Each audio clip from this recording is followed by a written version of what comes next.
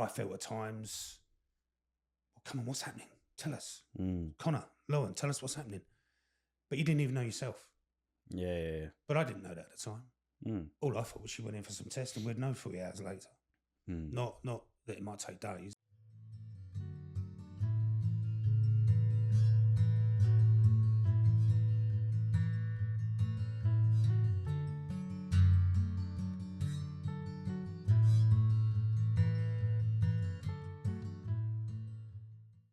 Hello, and welcome to the Truth of Grief podcast, a new episode. And today I'm joined by my dad. Hi. My voice just went a little bit there, so excuse me for that. And also, as you might know, it's November, so excuse the moustache, but all in the aid of charity. Today's episode, we thought it was a good idea to eventually get a grandparent's point of view.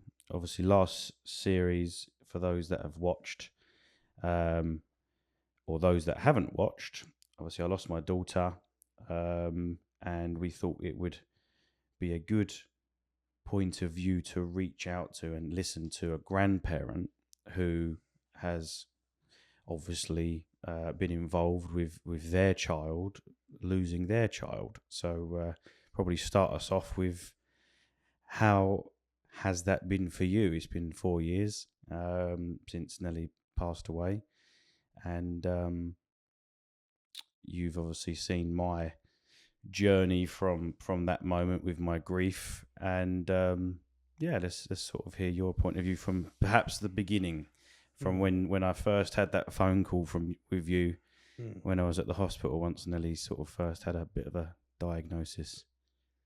Yeah, I suppose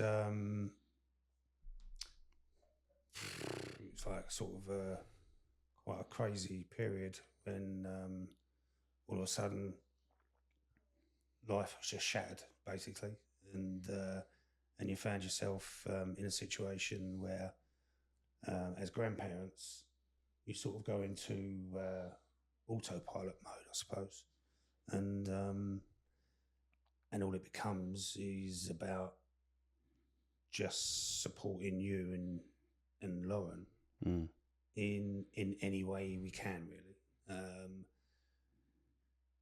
And it might sound weird, but you sort of you get the initial news, you sort of analyze it and mull it over and whatever, sort of very, very quickly, and all of a sudden you sort of realize, hold on a minute, we need to be there for you now, and just and support you and everyone else around us, really, in the family, is best way we can. So you almost I suppose you almost feel like you sort of you put your own feelings aside. That's how I felt, anyway, and I think your mum did as well. You just sort of like all of a sudden you think, okay, pick yourself up and let's see what we can do to support you now, because you're the guys that need it now. And then I suppose as sort of the diagnosis become more sort of serious, and we then realised we were sort of in a battle. Again, it was, as you've described in a couple of your episodes, it was quite harrowing, quite hard work, sort of maintaining the constant visits to Gosh, and just the arrangements that have to be made for silly things like the dogs and stuff like that. Yeah, that it sounds so stupid now, but yeah, it's all minor details that need to be covered, that need to all be taken care of to facilitate and to support yourselves and in the circumstances you found yourself in.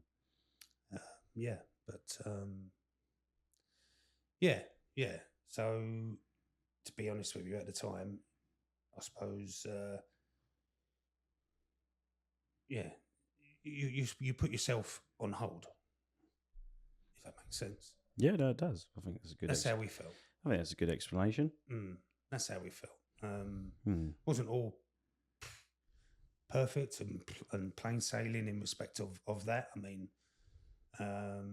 I've discussed this. I went and saw a therapist, and I've discussed how I felt about the sort of situation over the period, and one of the things that came out, and I realised this at the time is just so selfish of me, really, that we felt frustrated at times because there's you sort of facing up to it on a daily basis, and I suppose it's those periods in time when Nelly was going in for tests or she'd had some treatment and you wanted to know that she'd come out of it okay. It's those like key moments during that journey that I felt at times, well, come on, what's happening? Tell us. Connor, Lauren, tell us what's happening. But you didn't even know yourself. Yeah. But I didn't know that at the time. All I thought was she went in for some tests and we'd know 3 hours later. Not that it might take days or just, yeah, there was a sense of frustration from I'll speak to your mum as well, from our part, that we felt that at times the information wasn't coming through quick enough. And now I realised, well, not now, I knew at the time even that I was being very selfish about it all. And I had to check myself in really about that. But I suppose Lauren described that, I think, in one of her episodes, where she would obviously have a lot of friends and family, including us, obviously, or yourselves, asking for information because you care, yet sometimes, and obviously a lot of the time, it wasn't nice or good information.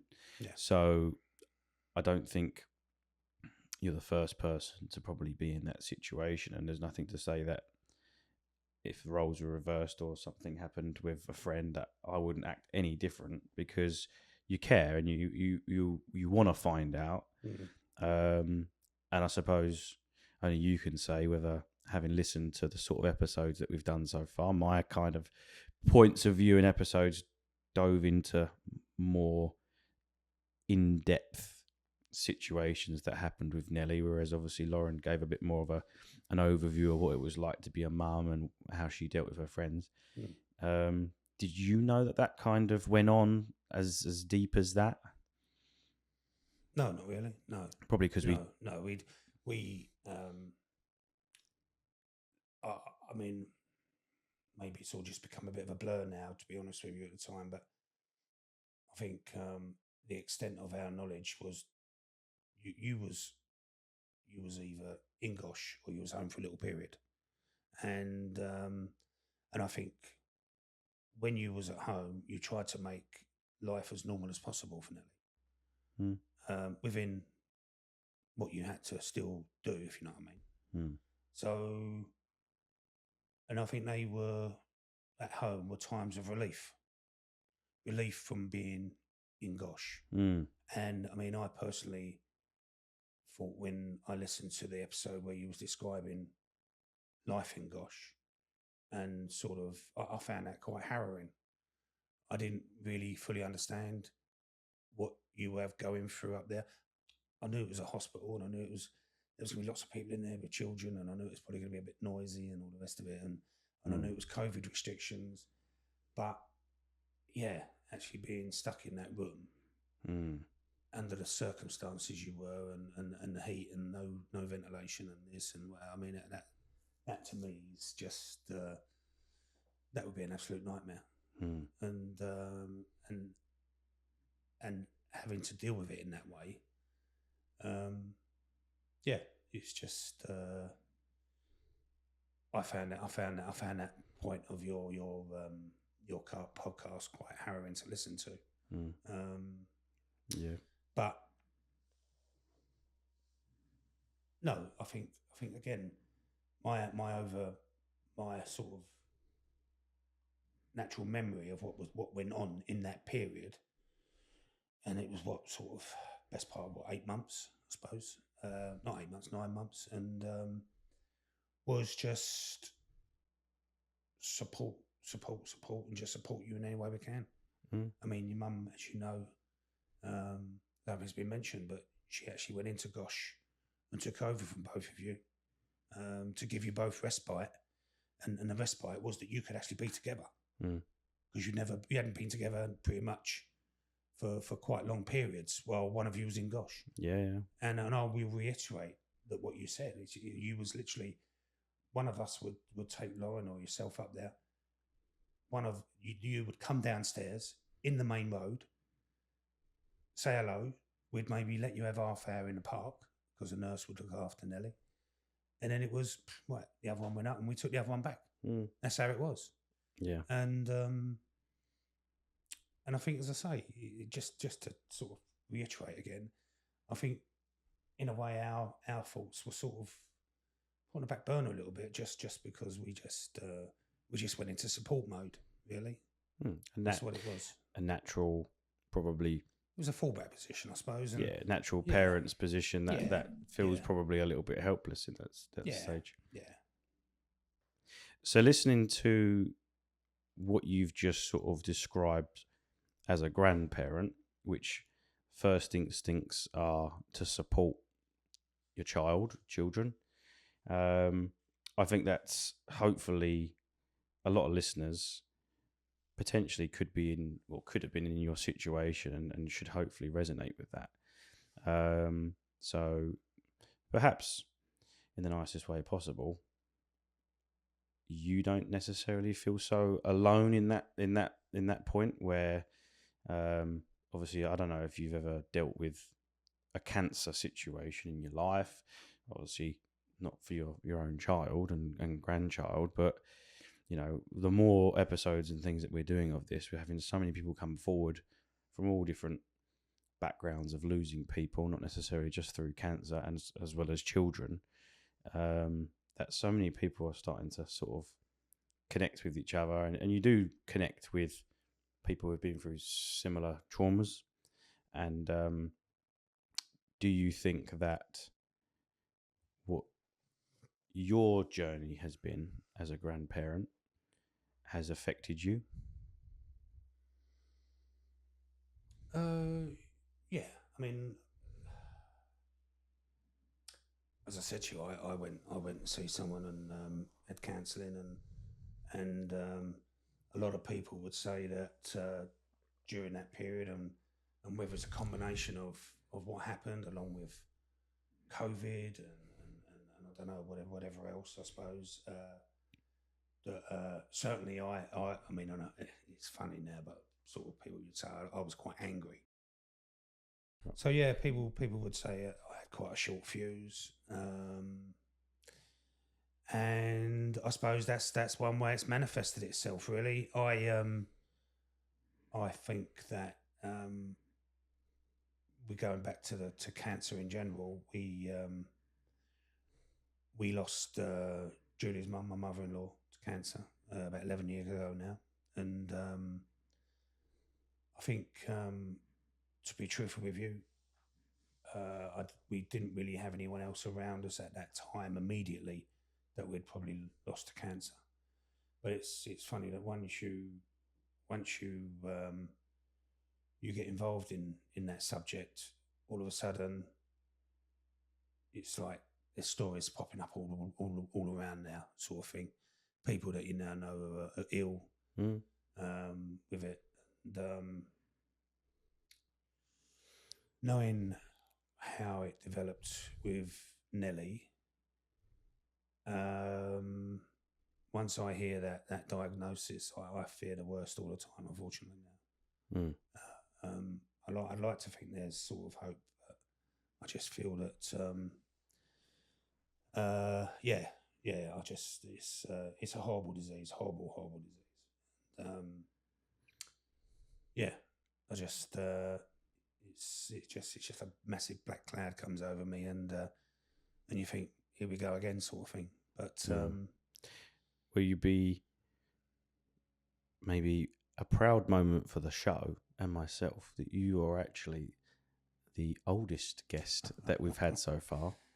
So what comes with that, unfortunately, I have mentioned before, is your age group, to which probably your, I suppose, more around friends and parents I'm that have. I'm of that age. You're of that age that probably I think yeah, people I'm of that around age, you. But I know people now are battling with it, and they're in their 40s, Mm. and they're in their late 40s, maybe even late 30s, some of them, and it's just horrible. It's horrible, and I don't necessarily know.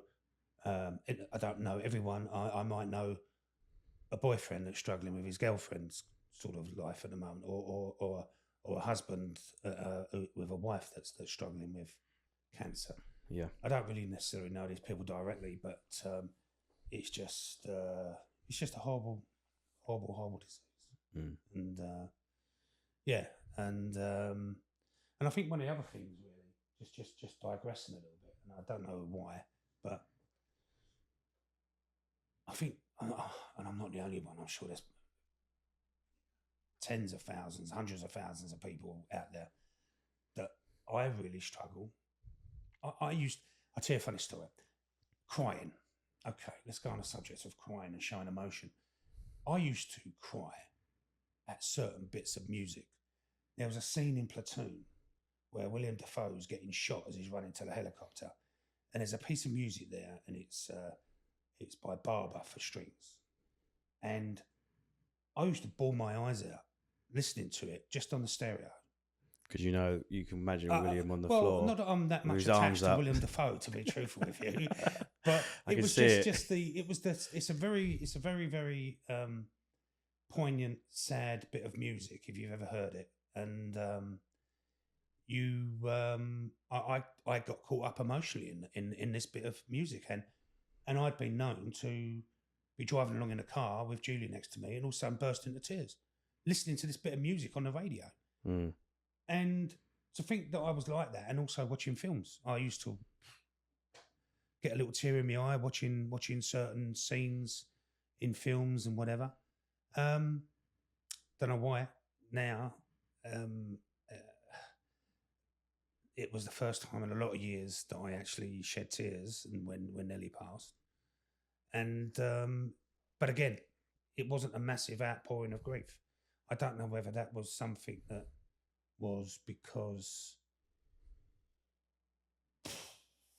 in a way, we knew it was coming, or that it wasn't unexpected, or whatever. Do you know what I'm saying? With that disease, it's not like it's overnight. If it was overnight, then maybe, and all of a sudden someone just dropped down dead in front of me, it would be a massive emotional. So, interestingly enough, this morning I'm having a conversation with Lauren's mum, and this came up. Not necessarily, I think it was about Nelly. It was about what's worse. Someone dying of a disease, and obviously you having that time to almost build up to knowing that they're going to obviously pass away and prepare, or the unexpected drop down.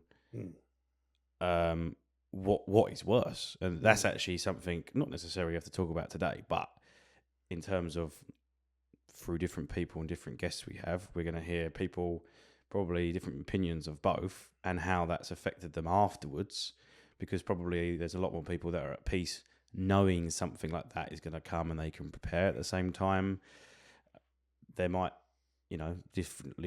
grieve differently to someone that's lost someone that has just dropped down. I would guess that someone keeling over with a heart attack when they went out in the morning, you was expecting to see them in the evening, and you've lost them during the day, would be terrible. That you never had a chance to say goodbye and never had that sort of time to lead into it.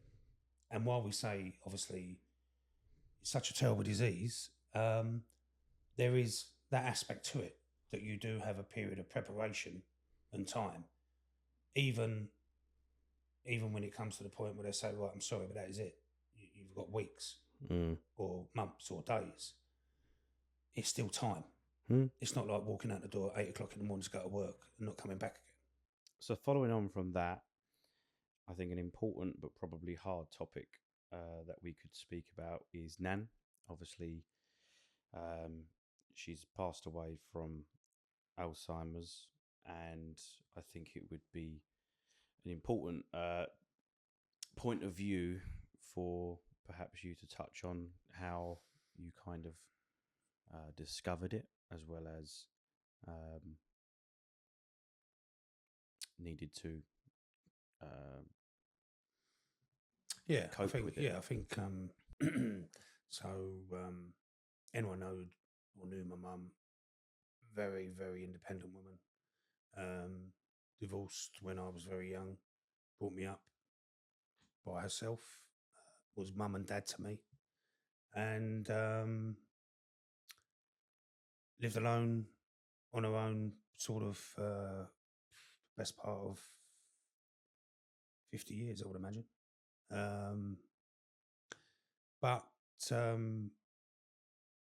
we obviously regularly used to go and visit each other. Mum used to drive. Again, she had that independence to get herself about, and then we noticed that she wasn't. We just initially thought it was just old age, and but then the conversations were sort of going on a loop, and she was tested, and she had sort of mild. Shows a mild sort of dementia, Alzheimer's, diagnosed as Alzheimer's, and then it just progressively got worse. But it was very, very slow. It wasn't sort of 2 or 3 years, bang. It was. I think we lived with it for 9 years, and Sorry to interrupt there, but perhaps just in case anyone doesn't know, do you want to kind of describe the symptoms of dementia and Alzheimer's? Are they how are they different, or are they the same thing?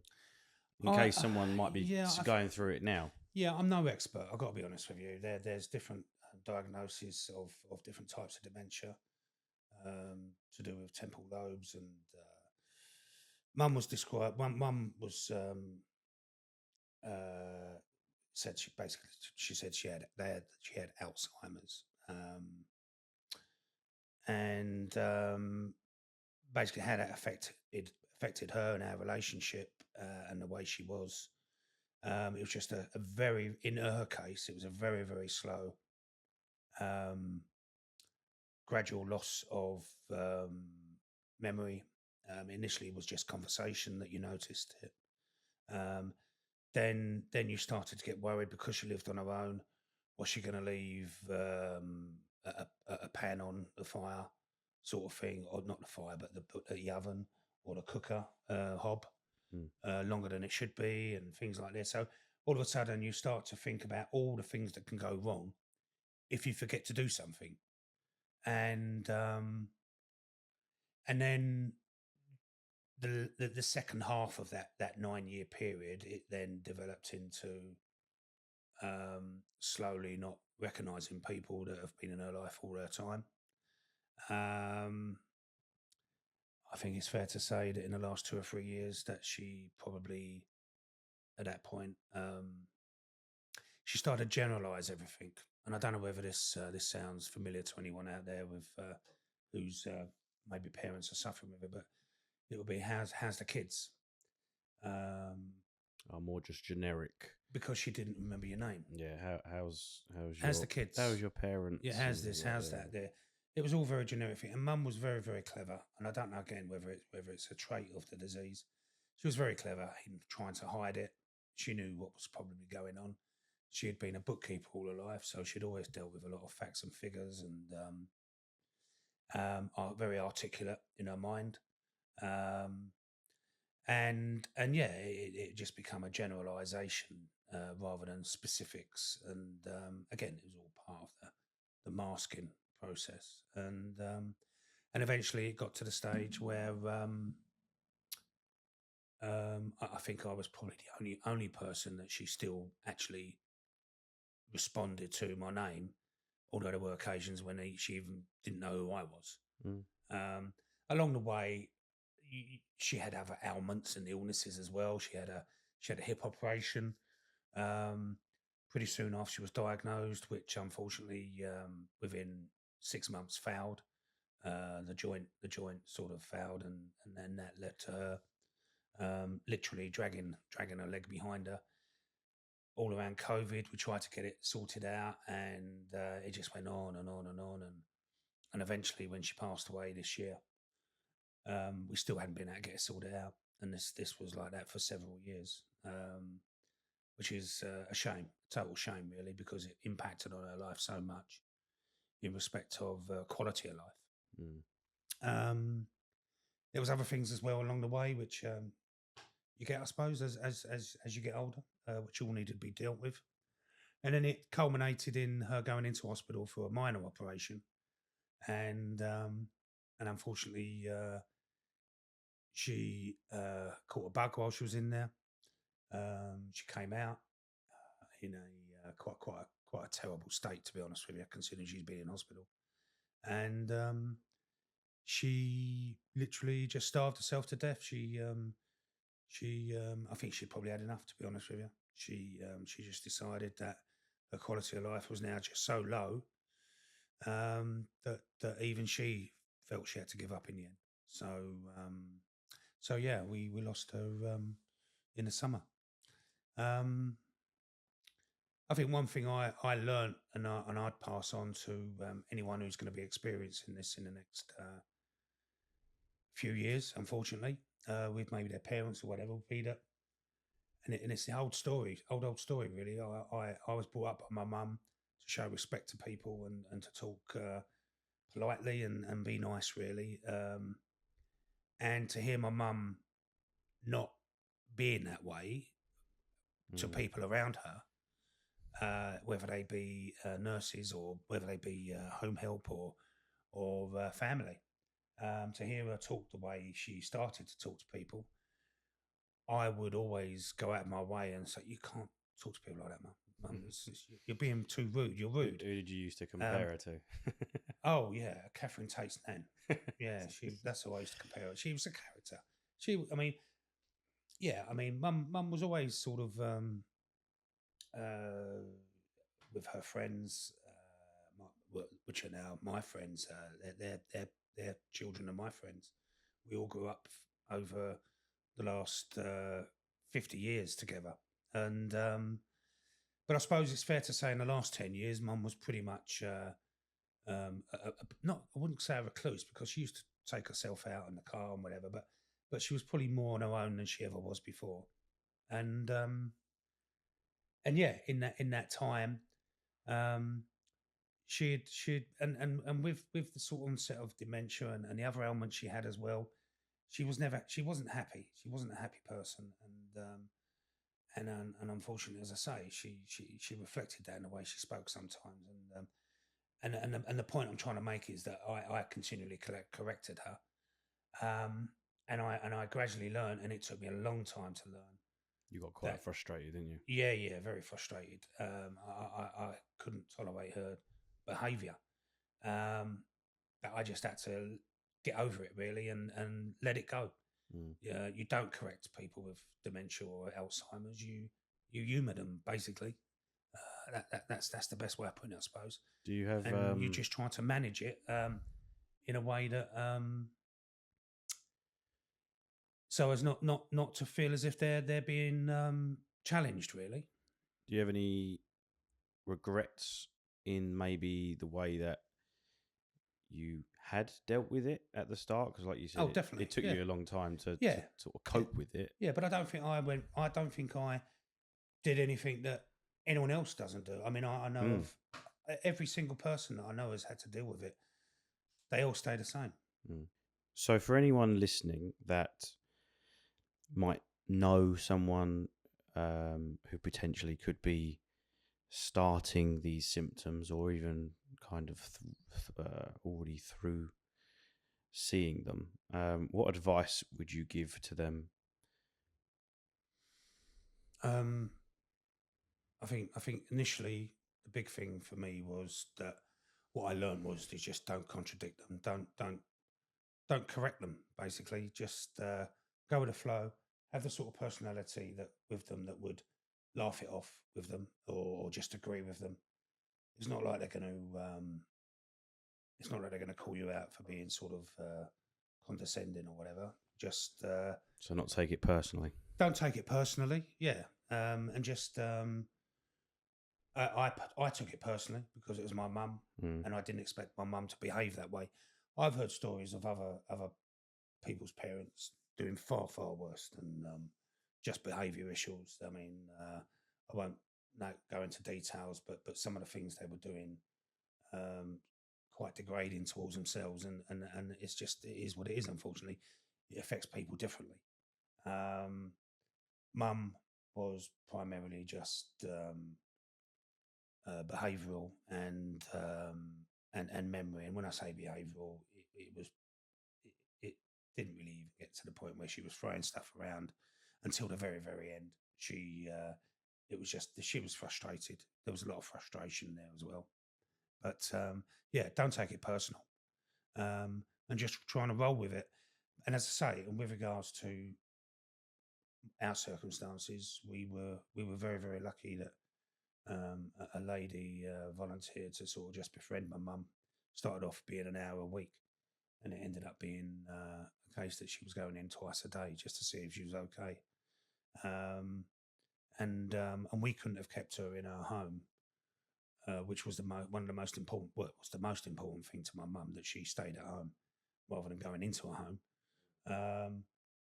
We kept her in there probably, I would say, at least 5 years longer than she probably should have been, because she had the support of Andrea, basically. So yeah. I didn't ask actually. Was there a particular moment or thing that happened that you kind of went, right, I need to action on this now? I think what it is, that it's the conversations go on a loop. Anyone who knows what I'm talking about, you'll recognise what I'm saying.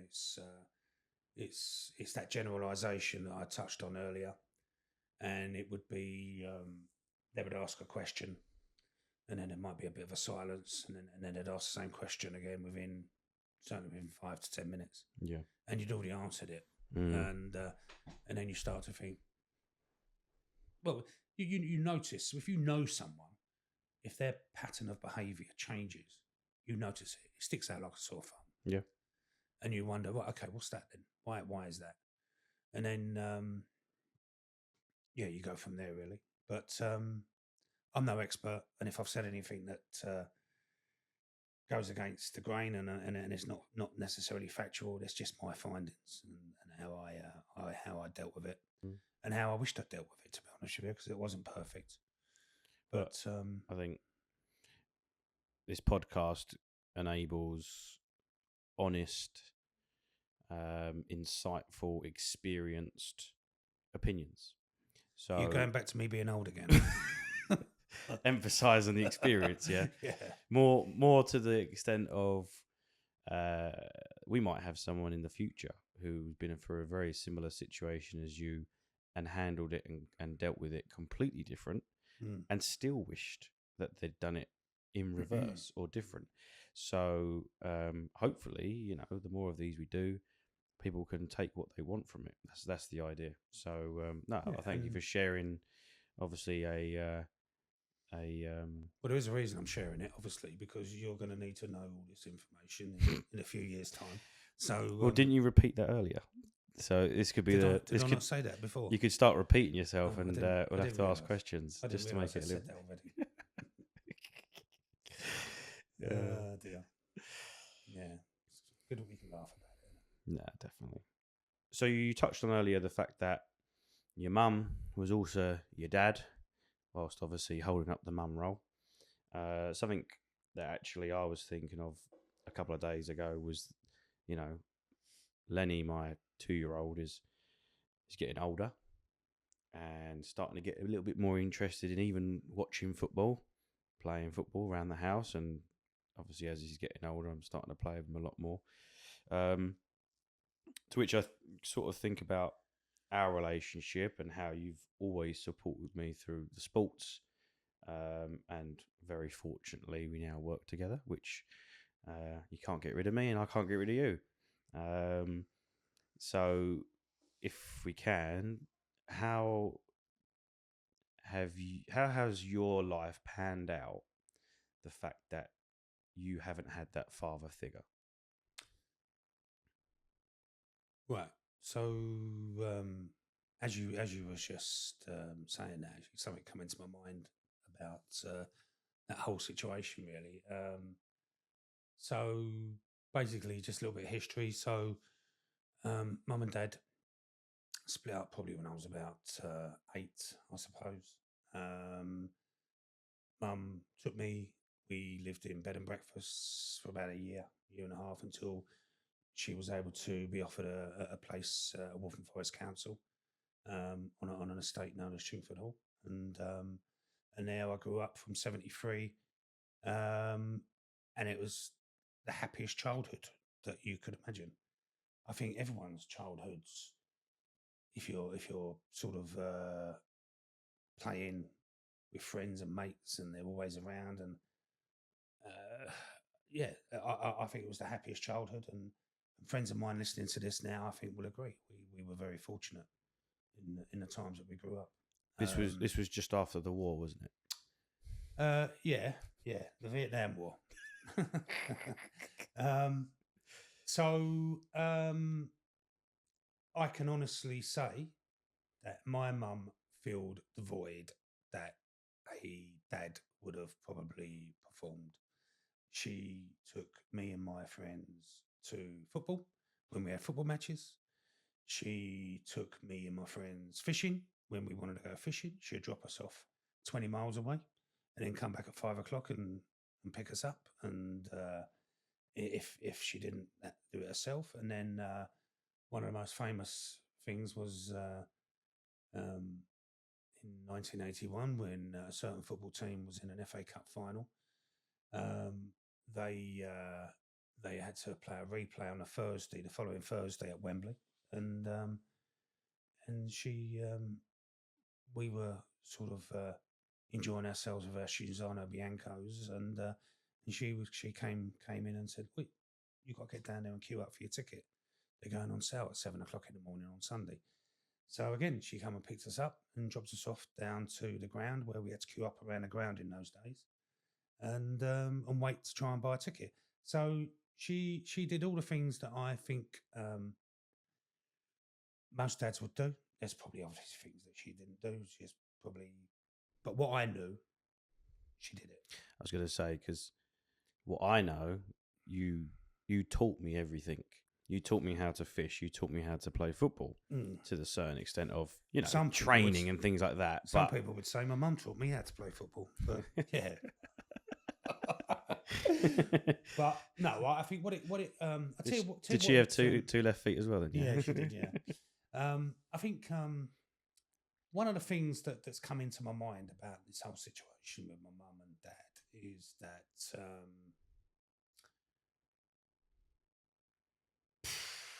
being really, really honest, there must have been times when, like all couples, you have a row, you have an argument, and you go, "Oh, I'm leaving you," and you go to walk out, and then I stand there and I go, "No, I'm not leaving my children. I'm not having my children being brought up as a single parent.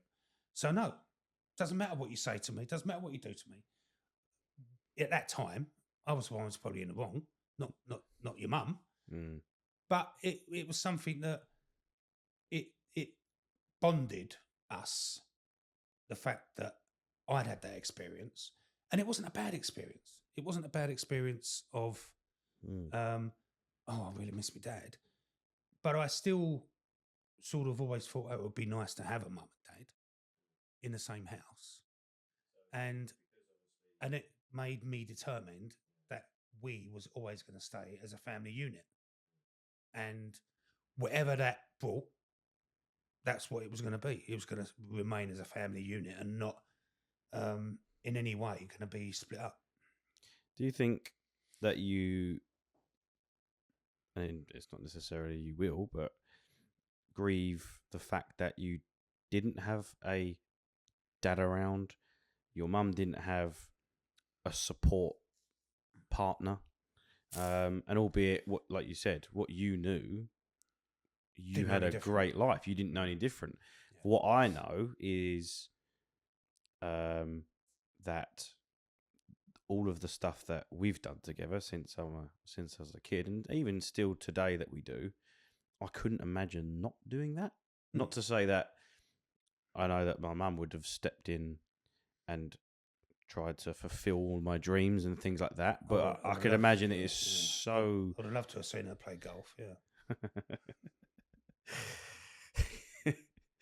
But yeah, do you think there's anything, even an inkling that I wish I did actually. But and don't get me wrong, I imagine that you put all that love and what you didn't have in maybe a fatherly figure support into me. Yeah. I think I did, to be honest with you. I think there was a driving factor there behind what had happened to me and what I could only imagine would have been a childhood with a mum and dad rather than just a mum. Despite what I've just said, that she did everything that I imagined a dad could have done.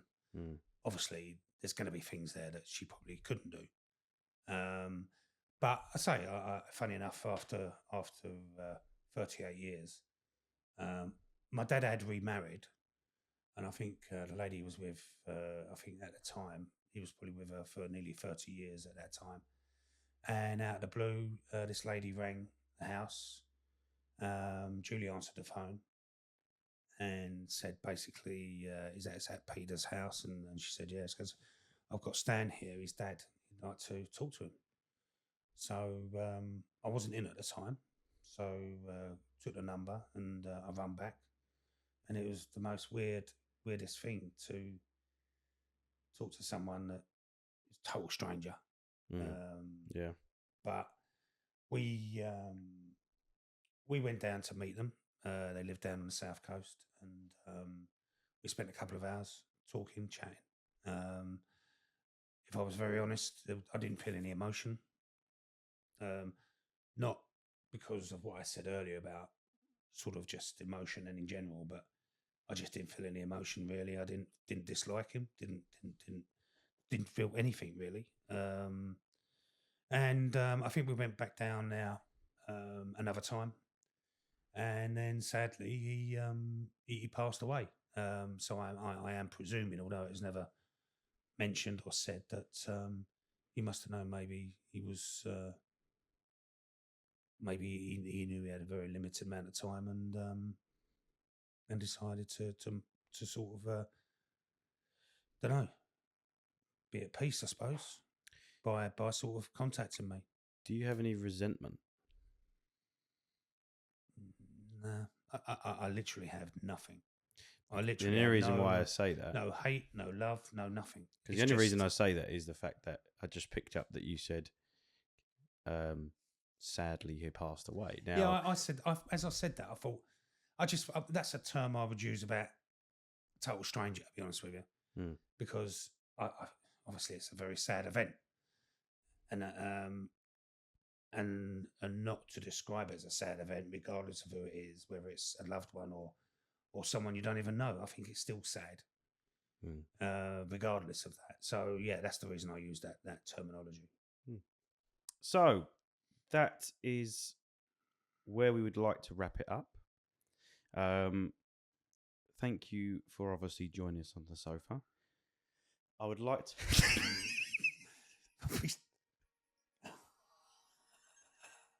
You fuckers, aren't you? I'd like to ask you.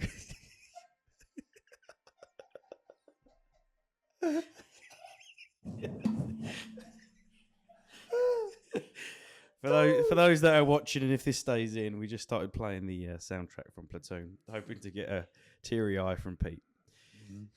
Yes, who was he?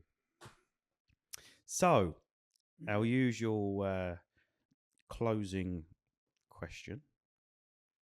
Have you been watching the podcast? Yes. And what do you think of the show so far? Rubbish. I mean, I wasn't expecting that. So. I think that it's charted Nellie's journey, obviously, quite well in the first few episodes. to bring Lauren in, I think was very important just to get her perspective on it. And you both came across very natural when you was in the same podcast. There was nothing sort of planned about it. Nothing sort of. It was just, it is what it is. And warts and all, you both criticised each other, and that's what it's natural. Do you know what I mean? I think, to be perfectly honest with you, it's I found episode 2 and 3 a really hard watch. Really hard watch.